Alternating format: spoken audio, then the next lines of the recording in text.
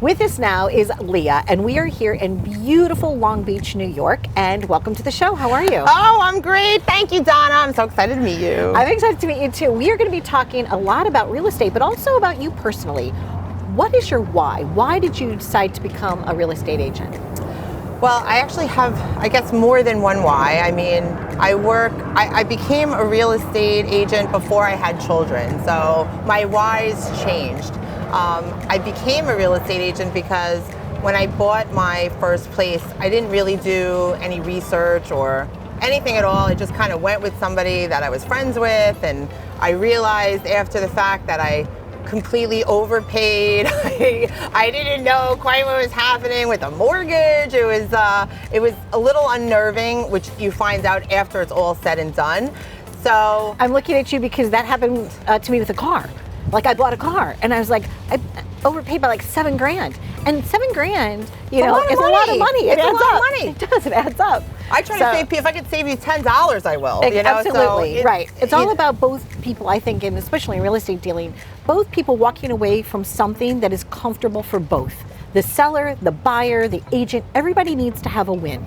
You know, and that to me is like the perfect combination of things. Yeah, and you're in such an incredible position because you're with people in their biggest changes of their life, you know, whether it's good, bad, you know, I just love being that person. I think it's such a special place to be in with people. It really is such an incredible vehicle to like help people throughout anything that they're dealing with. It is. It's an honor to be there for them. And like you were saying, a lot of times people, like real estate agents, they'll market by just putting out a postcard and, you know, stating who they are. But sometimes it's not accurate. So it's important to do a little due diligence, if you will, about who the agent is. Yeah, it's so important because you know this person has to be there for you and not for themselves. And unfortunately, like in every industry, right? It doesn't. I don't want to say that it's just real estate. This is every industry: lawyers, doctors, you know, just food. It doesn't even matter. Yeah, butchers, bakers, candlestick makers, right? It's like that. It's like no matter what you're doing, right? No matter what you're doing, there's like good and bad in all of it. And sometimes people make it about themselves and their own ego, and they're losing sight of who are you working for. And it's never about me, it's always about my clients, whether I'm for a seller or for a buyer. It is about them, it's not about me. One of the things we talked about before the cameras were rolling that I was so impressed by is that you actually have education, that you are kind of like one of the only people in New York that have this. What is that? What did you do? So it's called LULA, it's the Land Use Alliance Training Program, and I'm so blessed that I was able to do this, and it was at Toro Law School and Pace University, run by New York State, FEMA, Department of Homeland Security, and some other officials throughout Long Island. And it all talks about, you know, resiliency measures, sustainability measures in building and areas that are coastal all over New York and all over the country. And how that relates to real estate was so impactful for me. I mean, I will say that after the second day, I walked out crying. Like, literally, I was sobbing. It's a lot of content, oh right? It's a lot of content. It was a lot of content, and it's a lot of reality, right? Like, I feel like we live in such a fun, you know, world where, you know, where we want to see certain things, we don't want to see certain things, but this was kind of like the veil was just ripped right off. So I take it to heart. So when I'm educating buyers or sellers, anything that's waterfront or beachfront in any coastal community, it is so vital to have this information. And Absolutely. I just wish more people would do it, but absolutely, like whether it's piping plovers or bulkheads, or, you know, making sure that you have the right egress on, you know, or making sure about the erosion. There's so many things that a beach community or a coastal community needs to be aware of.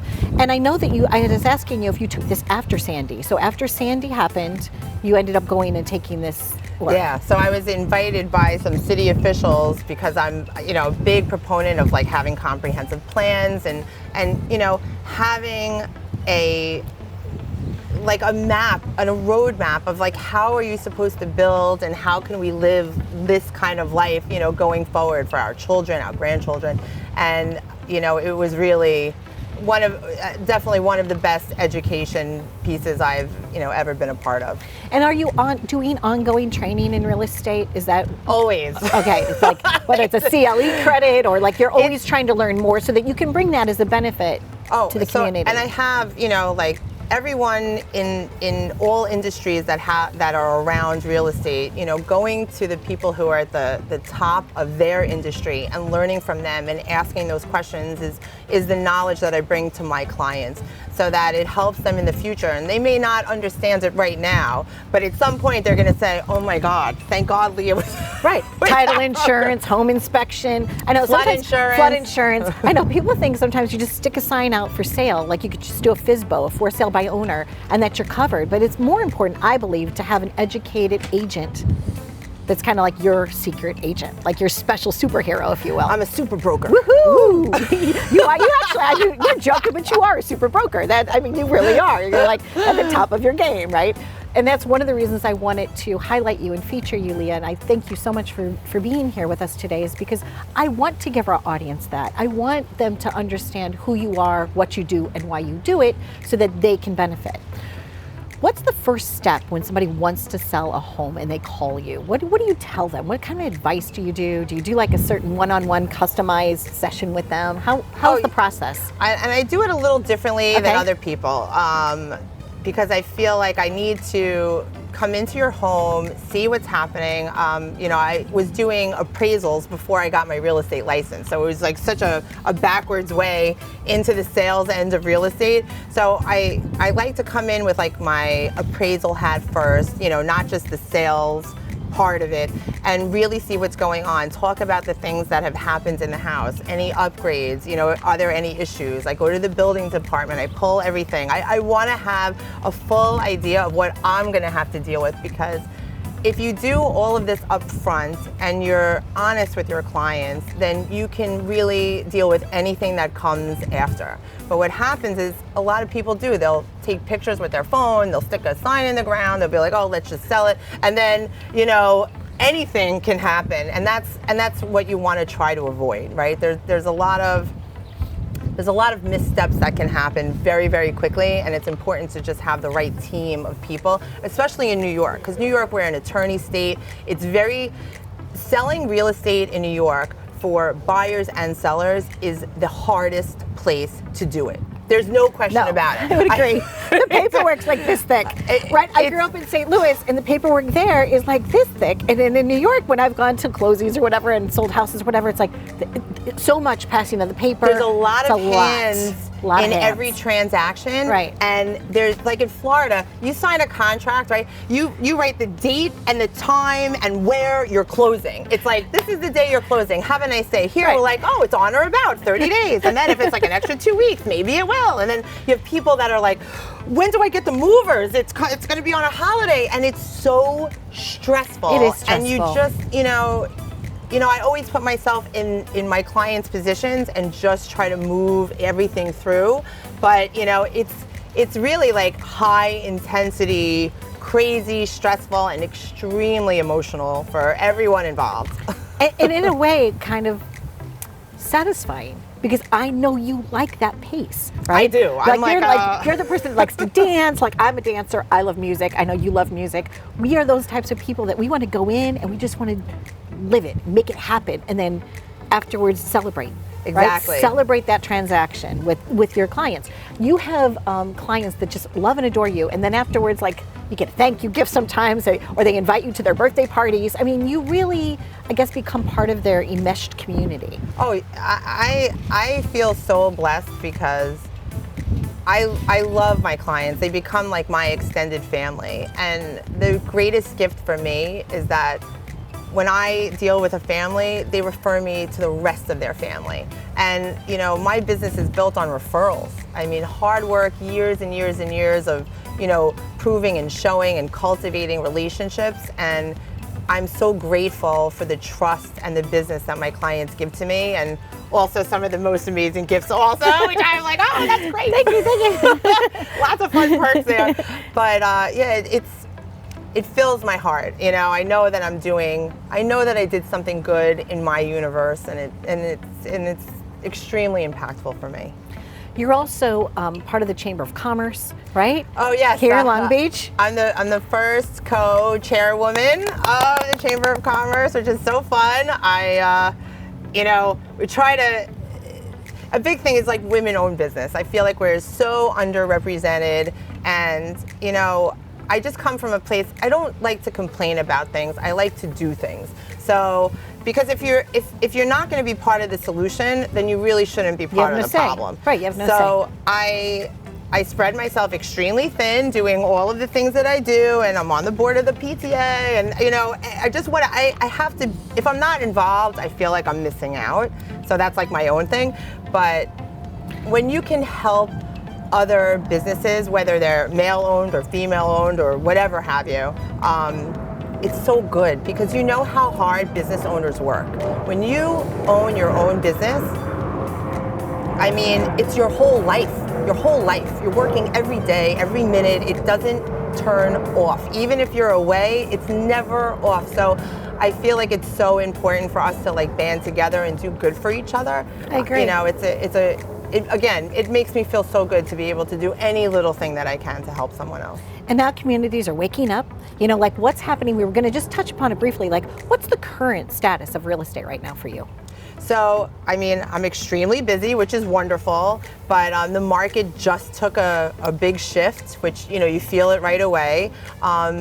And it really all started with COVID, because like right before COVID, I was kind of waiting for a crash on my investors. Everyone was like lined up like, we're going to buy something as soon as we can. Yeah, because you have to move and shift with what's happening in the market to be successful. So, and then COVID happened, and just completely changed the market all over the world. I mean, it wasn't just here, everywhere. And I think people's priorities on where they're living and what they're doing in a day-to-day has changed so dramatically, and it just translated into real estate. People want to be near this. You want to like work, live, and paradise. Paradise, and right? be in one place and not have to necessarily commute. But what's going on with the economy and interest rates, even though the interest rates are up, they're still historically low, but it's changing the buying power of the purchasers who are out there. So it's where, like I would say a month ago, I'd put a house on the market and I might have like 10 or 15 offers. Now it's like 2. Okay. It's definitely shifted. But you have to, you have to be on top of it, know where everyone is coming from, and really try to set expectations with your clients so that, because everyone will read stuff on Twitter and on Facebook and be like, oh, this is what's happening. I'm like, no. They're not a qualified real estate professional. No. That's why it's important to go to someone like you so that they can actually get the correct information. Well, I always say to people like, you can watch a YouTube video on how to pull a tooth out, but I'm like, wouldn't you rather go to your dentist? I mean, I'd rather do that than try and figure it out myself. No, thank you. But you're absolutely right. It's more important to deal with someone day in and day out, because this is your life. This is all you're passionate about this, and you want to bring your expertise to help that seller or that buyer. So Leah, you're awesome. I just truly enjoy visiting with you. We are here at this beautiful, this is just so spectacular. You have a lot of great listings. So it's not just Long Beach, it's all over the place. But in particular, if somebody can, have this view, why not? And this pool. This property is so unique to this barrier island, and you see that the dock that goes out goes further than any other dock on this whole side of the open bay. It is spectacular, and for something like this, like 3.25 million, you can like live, work, play in paradise all day, every day. And never have to leave your own. You never have to leave your home. No. It's staycation, but and then you just go right down to the beach. I mean, this is such a special barrier island, and there's so many incredible like waterfront coastal communities all over Long Island and New York. It's really, but I moved here almost 30 years ago. Wow, Leah. And you fell in love with it. I fell in I had come when I was younger. My aunt lived here when there was like tumbleweeds. I'm talking way back in the 80s. I'll date myself, but it doesn't matter to me. It's all good. I do a lot of plastic surgery, it's fine. So you have to You have to see how beautiful Leah is, obviously on the inside and outside. So we're laughing, but you're just stunning. But go ahead. So I love you, Donna. I digress. Okay, so tumbleweeds are happening. You fall in love with Long Beach, and you just decided when you could live here that you would. Yeah, so my friend called me and he was like, hey, I need a roommate. At the time I was living in Wantagh. And I grew up in Merrick, so not like it was far. And I knew about Long Beach. And he said, look, I got this really great apartment. I need a roommate. He's like, come down and see it. And I was like, okay, you know, like driving to work. So as soon as I drove over the Loop Parkway and came into, like, first you come into Lido Beach, I felt like I was home. Yeah. It was like that, it embraces you. Yeah. And that's why I chose Huntington. When I moved from St. Louis to Long Island the very first time, there was like this, I don't know, the highway and the way the exit ramp was, it reminded me of 270 in St. Louis, and there was something about it, you know. Or Huntington has like the arts, and I love the arts, and I love all the different types of things that you could watch, but all of Long Island's like that. But I have to say, Long Beach for me, the thing that I love too are the restaurants and the people. And you're right, and the sand in your toes on the south. I mean, you're right here. Right? I mean, it's like everything's accessible. And you can go right to the city. And what's so great about it, I mean, for me, is that there's everyone from every walk of life lives here. So it's like having Manhattan, but with a beach vibe. Right, and cooler houses here, right? Yeah. I feel like it's so and there's true. trees. There's trees on Long Beach, right? There's trees. I mean, but what's, you know, like, and riding your bike like up and down the streets, you get to, it's so cool. It's just, and no matter how long you've been here, there's always something that you haven't seen before. And that's what I love about it. And, you know, I love bringing up my kids here. It's just, you know, it's just such a cool lifestyle. The kids have to learn how to swim in like second grade. I mean, it's just different. So I am so ready to go like house hunting with you. I'm like ready. I'm ready to go. If you would like to move to this community or any community, or whether you're watching this in Ohio, please just be certain, if you're in the market for either selling your house or buying your house, that you use a qualified real estate professional, someone like Leah. You can go to her website, you can find out more information. We hope that you had fun with us, because that's really what life's all about, is just celebrating the essence of your day. Thanks for watching. I'm Donna Drake, and we've been visiting with Leah. Be well.